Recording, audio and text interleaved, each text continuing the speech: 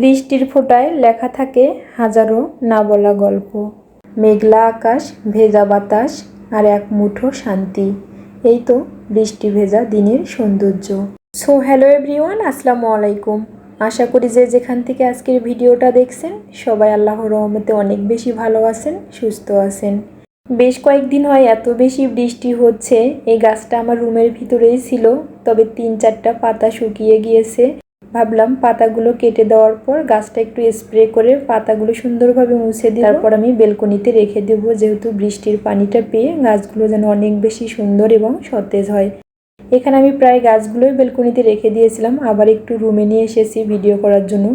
আমি গত ভিডিওতে বলেছিলাম যে আমাদের বাসার পাশে গাছের মেলা হচ্ছে, সেখানে থেকে কিছু গাছ নিয়ে আসা হয়েছে। এই তো এই গাছ দুইটা এখন টবে সেট করে দিব।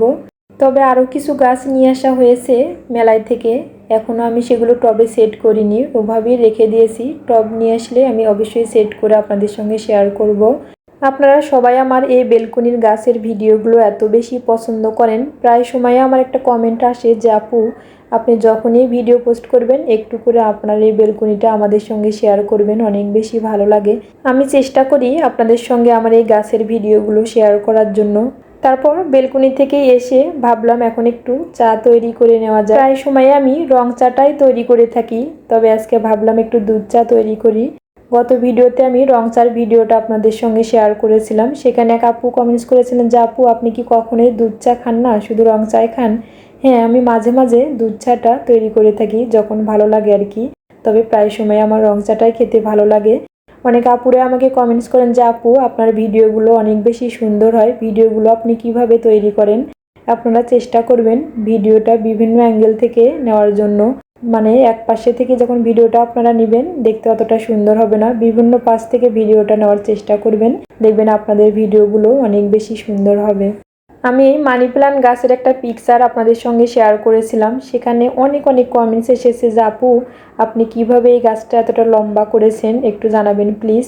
আমি গাছটাতে তেমন কোনো কিছুই দেইনি, যখন আমি গাছটা টবে সেট করেছিলাম শুধু চা পাতা আর কলার খোসা দিয়ে কিছু মাটি দিয়ে তারপর আমি গাছটা টবে সেট করেছিলাম।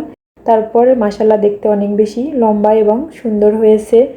আমার এই মিররের সেটটা সম্পর্কে অনেকেই জানতে চেয়েছেন যে আমি কোন পেজ থেকে নিয়েছি।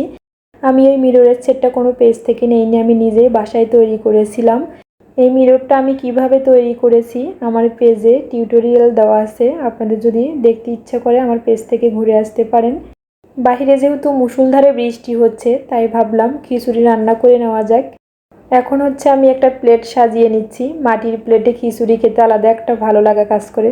আজকের ভিডিওটা আপনাদের কাছে কেমন লেগেছে অবশ্যই কিন্তু একটা কমেন্টস করে জানাতে ভুলবেন না। তাহলে আজকে এই পর্যন্ত, নেক্সট আর একটা সুন্দর ভ্লগে আবার আপনাদের সঙ্গে দেখা হয়ে যাবে। সে পর্যন্ত সবাই ভালো থাকবেন, সুস্থ থাকবেন, আমাদের জন্য দোয়া রাখবেন। আল্লাহ হাফেজ, আসসালামু আলাইকুম।